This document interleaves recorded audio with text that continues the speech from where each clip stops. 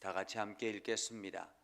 너희가 그릇 범죄하여 여호와가 모세에게 말씀하신 이 모든 명령을 지키지 못하되 곧 여호와께서 모세를 통하여 너희에게 명령한 모든 것을 여호와께서 명령한 날 이후부터 너희 대대에 지키지 못하여 회중이 부지 중에 범죄하였거든. 온 회중은 수송아지 반마리를 여호와께 향기로운 화제로 드리고 규례대로 소제와 전제를 드리고 순염소 한 마리를 속죄제로 드릴 것이라. 제사장이 이스라엘 자손의 온 회중을 위하여 속죄하면 그들이 사함을 받으리니 이는 그가 부지 중에 범죄함이며 또 부지 중에 범죄함으로 말미암아 헌물 곧 화제와 속죄제를 여호와께 드렸습니다. 이스라엘 자손의 온 회중과 그들 중에 거류하는 타국인도 사함을 받을 것은 온 백성이 부지 중에 범죄하였음이니라. 만일 한 사람이 부지 중에 범죄하면 1년 된 암염소로 속죄제를 드릴 것이요 제사장은 그 부지 중에 범죄한 사람이 부지 중에 여호와 앞에 범죄한 죄를 위하여 속죄하여 그 죄를 속할지니 그리하면 사함을 얻으리라. 이스라엘 자손 중 본토 소생이든지 그들 중에 거류하는 타국인이든지 누구든지 부지 중에 범죄한 자에 대한 법이 동일하거니와 본토인이든지 타국인이든지 고의로 무엇을 범하면 누구나 여호와를 비방하는 자니 그의 백성 중에 끊어질 것이라. 그런 사람은 여호와의 말씀을 멸시하고 그 명령을 파괴하였은즉 그의 죄악이 자기에게로 돌아가서 온전히 끊어지리라. 아멘. 오늘은 하나님의 은혜가 여러분의 삶에 가득하기를 바랍니다. 여러분들이 하는 모든 일들마다 형통의 복을 누리기를 주님의 이름으로 축복합니다. 가끔 우리가 사극을 보면 왕에게 자기의 죄를 청하는 그러한 신하라든지 혹은 왕비라든지 어떤 때는 대비 왕의 어머니까지도 죄를 청할 때가 있죠.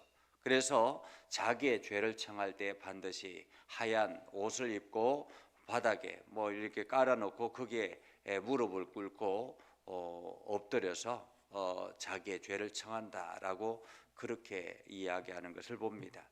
어쩌면 오늘 본문의 말씀은 하나님 앞에 자기의 죄를 청한다 이렇게 볼 수 있겠습니다. 하나님께서 자기의 죄를 청하려면 어떻게 해야 되는가라는 것이죠.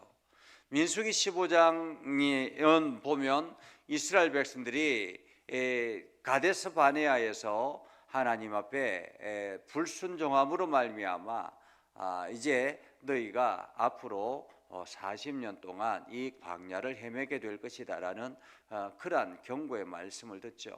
물론 40년 동안 헤매다가 그들이 가나안 땅에 들어가면 좋겠지만은 이 애굽에서 나와서 이때 당시에 가데스 바네아에서 우리는 안 됩니다. 우리는 못 갑니다. 하나님의 말씀을 믿음으로 고백하지 못했던 그러한 사람들, 그들의 주동자들, 다시 말하면 애굽 세대 1세대죠.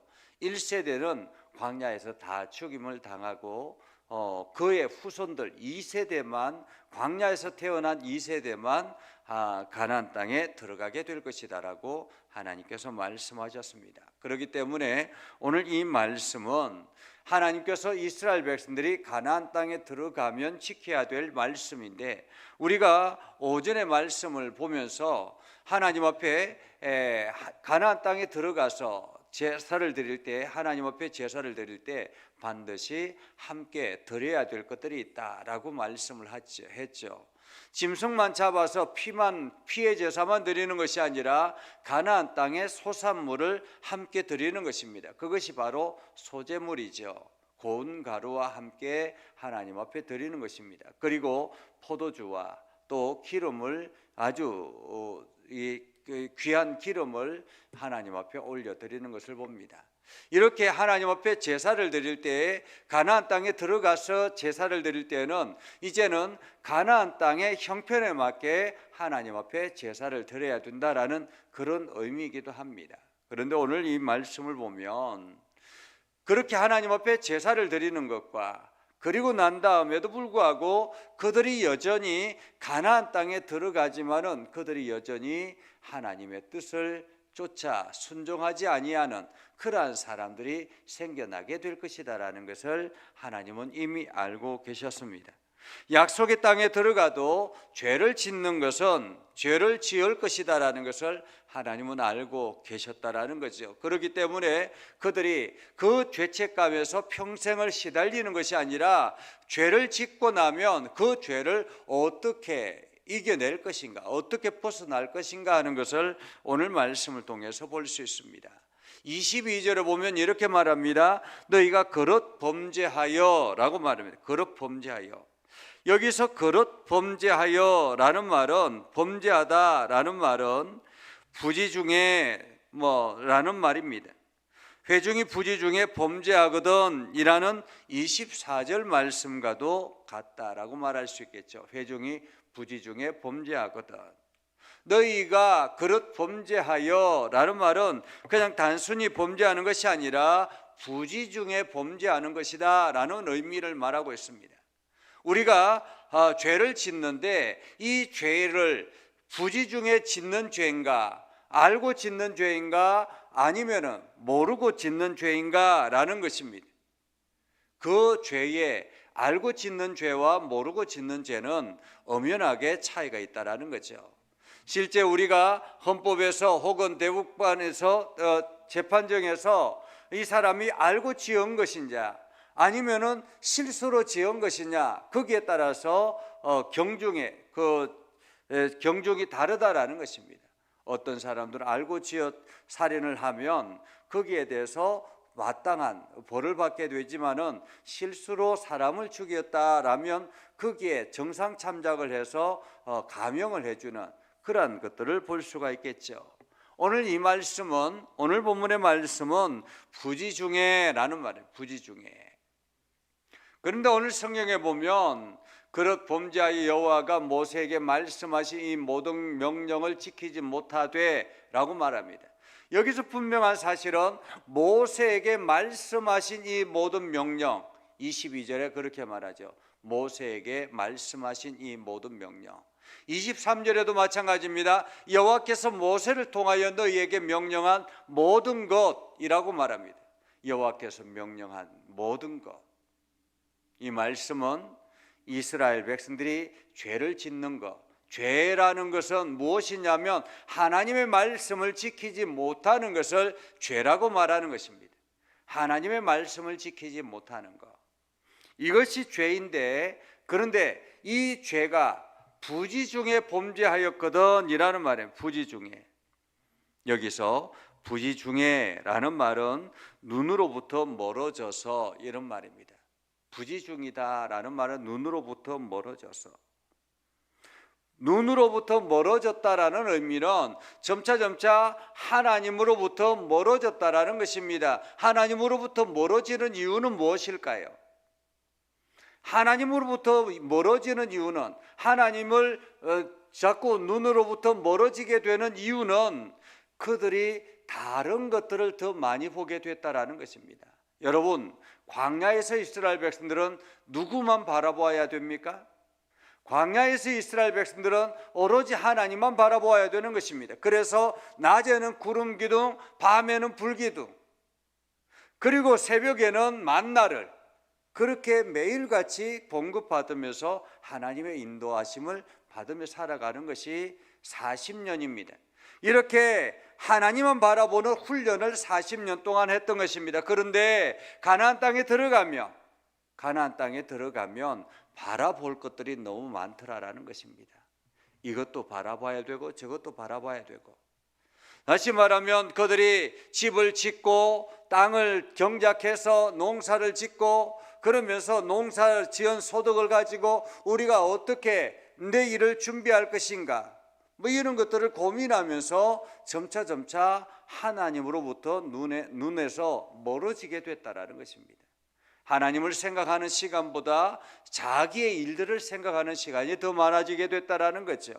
하나님을 바라보는 시간보다 자기 눈앞에 펼쳐지는 일들을 바라보는 시간들이 더 많아졌다라는 것입니다. 미국에 있는 목사님 한 분은 너무 바쁘기 때문에 기도한다라고 이야기합니다.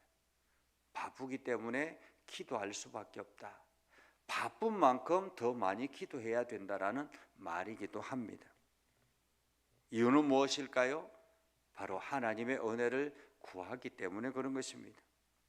오늘 회중이 부지중에 범죄하거든 온 회중은 수송아지 반마리를 여호와께 향기로운 화제로 드리고 규례대로 소제와 전제로 드리되 순염소 한 마리를 속죄제로 드릴 것이다. 이렇게 하나님께서 말씀하셨습니다. 그런데 이러한 것들이 시간이 지나고 나면 하나님 앞에 부지중에 범죄하는 일들, 내가 범죄하지 말아야 되겠다라는 이런 생각보다는 오히려 내가 하나님 앞에 제사를 드릴 때 수송아지 반마리를 드릴 것인가 말 것인가, 소제를 전제를 드릴 것인가 말 것인가, 이런 것들을 더 신경 쓰게 되더라라는 것입니다. 이것이 율법의 폐단이라고 말할 수 있겠죠. 수송아지 반마리를 드리는 것, 화제로 그것을 태워서 드리는 것, 소제로 전제로 드리는 것, 속죄제로 드리는 것, 이 예물이 중요한 것이 아니라 내가 하나님 앞에 범죄하지 않도록 내 자신을 다듬는 것이 더 중요하겠죠. 그렇지 않겠습니까? 하나님이 뭐가 필요해서 저 송아지 반마리를 하나님께 달라고 요구하셨겠습니까? 이것은 송아지 반마리가 중요한 것이 아니라 순염소 한 마리가 중요한 것이 아니라 하나님 앞에 내가 범죄하지 않도록 나 자신을 다듬어 가는 것이 더 중요합니다. 그렇지만은 열심히 노력하고 주의 깊게 하나님을 따라가려고 하지만, 하나님의 말씀대로 따라가려고 하지만은 그럼에도 불구하고 부지중에 범죄하거든, 이런 말입니다. 부지중에 범죄하거든. 속죄제로 드리라 라고 말하고 있죠. 속죄죄. 여기서 속죄제는 티슈쿠 벨로 티아슈라는 그런 단어인데요, 이것은 옆길로 빗나가다 실수하다 이런 말입니다. 범죄하는 것은 옆길로 빗나가는 것, 실수하는 것. 속죄제는 무엇을 어떨 때 드리는 것이냐, 다시 말하면 실수할 때, 옆길로 빗나갈 때 드려지는 것입니다. 여기서 중요한 사실은 하나님 앞에 죄를 지을 때 고의로 짓는 죄와 실수로 짓는 죄는 엄연히 다르다라는 거죠. 실수로 짓는 죄는 이렇게 속죄제를 하나님 앞에 드림으로 하나님께서는 더 이상 거기에 대해서 말씀하지 않겠다라고 말씀하고 있는 것입니다. 그래서 25절에 이렇게 말하죠. 제사장이 이스라엘 자손의 온 회중을 위하여 속죄하면 그들이 사함을 받으리니 그는 그가 부지중에 범죄함이며 또 부지중에 범죄함으로 말미암아 헌물 곧 화제와 속죄제를 여호와께 드렸습니다 라고 말합니다. 하나님께서 부지중에 범죄한 사람들, 하나님의 말씀을 실수로 지키지 못했던 사람들, 하나님께서 명령하셨던 그 말씀을 실수로 지키지 못했던 사람들, 그들이 하나님 앞에 자기의 죄를 깨닫고 나면 이렇게 속죄제를 드리는 것입니다. 그러면 하나님께서는 그 속죄제를 받으시고, 그래 그럴 수 있지, 이렇게 그냥 넘어가는 것이 아니라 반드시 확인하게 한다라는 것입니다.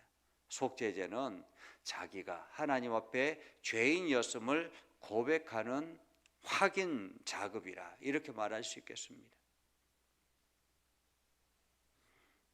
그래서 하나님께서는 속죄제를 반드시 드려라 라고 말하죠. 그러면서 사함을 받는다라고 말합니다. 이는 사함을 받는 이유는 부지중에 범죄함으로 헌물 곧 화제와 속죄제를 하나님 앞에 드렸기 때문에 그렇다라는 거죠. 그러면서 이스라엘 자손의 온 회중과 그들 중에 거류하는 타국인도 사함을 받을 것이요 온 백성이 부지중에 범죄하였습니다 라고 말하죠. 이것은 이스라엘 백성들만 해당되는 것이 아니라 거류하는 타국인도 동일하게 사함을 받을 것이다 라고 말하고 있는 것입니다. 동일하게 이스라엘 백성들이나 나그네들이나 동일하게 자기의 죄를 고백하고 나아가면 하나님께서는 사해 주겠다라고 말하고 있지요. 이 모든 것은 부지 중에 일어나는 일에 대해서라는 것입니다. 내가 하나님 앞에 실수로 예배하지 못했거나 아니면 실수로 어떤 하나님 앞에 범죄했거나 이러한 것들이 있었을 때 하나님 앞에 이러한 속죄제를 드리는 것입니다. 거기에는 이스라엘 백성들이나 타국인이나 관계없다라는 거죠. 그러면서 제사장은 그 부지 중에 범죄한 사람이 부지 중에 여호와 앞에 범죄한 죄를 위하여 속죄하여 그 죄를 속할지니 그리하면 사함을 받으리라. 개인이든 단체든 동일하게 해당된다라는 말입니다. 거기에는 본토 소생 혹은 거류하는 타국인 누구든지 부지 중에 범죄한 자에 대한 법이 동일하거니와 본토인이나 타국인이든지 고의로 무엇을 범하면 이렇게 부지 중에 일어나는 일은 이렇게 하나님 앞에 속죄제로 드리면 하나님께서는 그 죄를 용서해 주시겠다고 말하죠.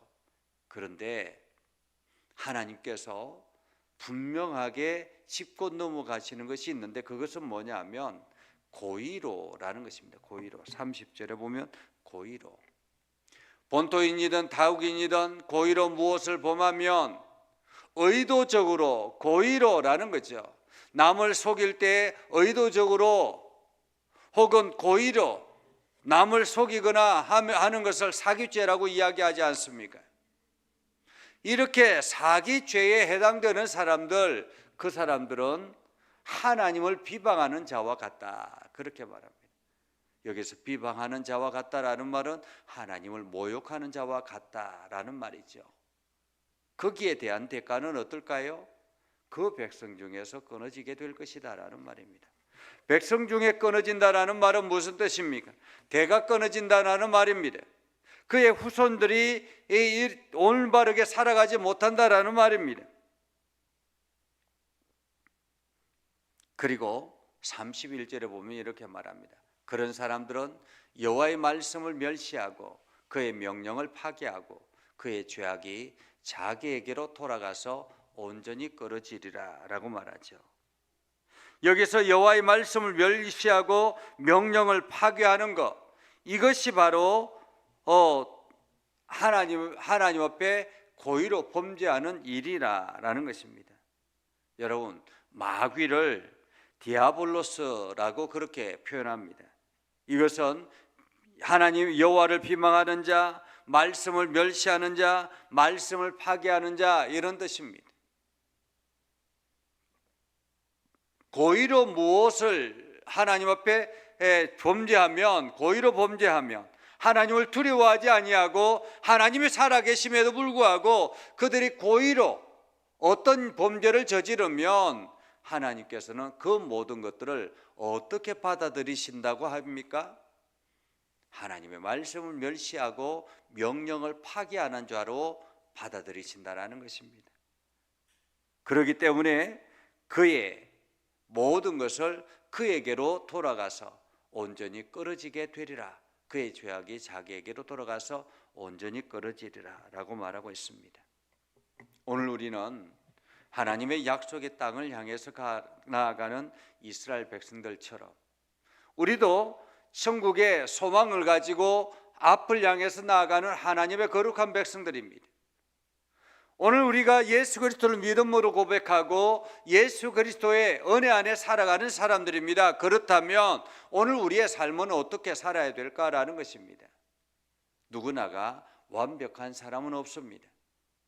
누구나가 실수가 없는 사람은 없습니다.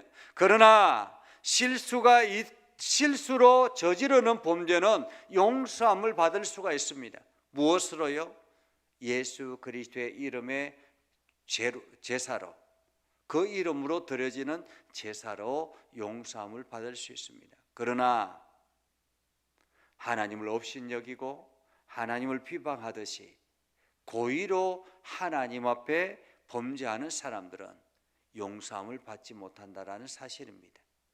그렇기 때문에 오늘 우리는 하나님의 은혜를 깊이 사모하고 주의 말씀을 의지하며 오늘도 우리가 겸손하게 나아가야 할 것입니다.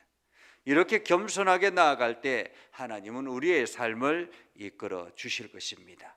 오늘 여러분들이 이렇게 어떤 상황에서든지 하나님 앞에 엎드려 나아가며 우리가 부지 중에 잘못을 저지른 것이 있다면 하나님 앞에 예배하며 회개하며 나아가기를 원하고, 우리가 고의로 의도적으로 범죄하지 않도록 우리 자신을 더욱더 쳐서 복종하는 저와 여러분이 되기를 주님의 이름으로 축복합니다. 기도하겠습니다. 거룩하신 아버지 하나님, 오늘도 우리 가운데 함께 하시고 하나님의 은혜를 저희들에게 베풀어 주셔서 믿음 안에 굳건하게 서게 하시고 하나님의 영광을 드러내게 해주심을 감사합니다. 아버지 하나님, 오늘도 주님의 선한 뜻대로 나아가게 하시고 하나님의 영광 드러내게 해주시고 하는 모든 일들마다 아름다운 열매들이 나타나도록 우리의 삶을 이끌어 주시옵소서. 우리가 부지 중에 일어나는 일들에 대해서는 우리가 어떻게 할 수 없어서 하나님 앞에 은혜를 구하며 나아갑니다. 그러나 고의로 범죄하지 아니하도록 우리 자신을 철저하게 쳐서 복종하게 하옵소서. 아버지 하나님, 오늘도 간구하는 기도의 소리를 들어 응답하여 주시고 하나님의 영광 나타내게 하여 주옵소서. 예수님의 이름으로 기도드립니다. 아멘. 이제는 우리 구주 예수 그리스도의 은혜와 하나님 아버지 극진하신 사랑과 성령님의 감화 감동 역사 위로 교통하시며 은혜가 주의 말씀 의지하며 나아가는 믿음의 백성들 위해 하는 모든 일들 위해 영원토록 함께 하옵시기를 간절히 축원하옵나이다. 아멘.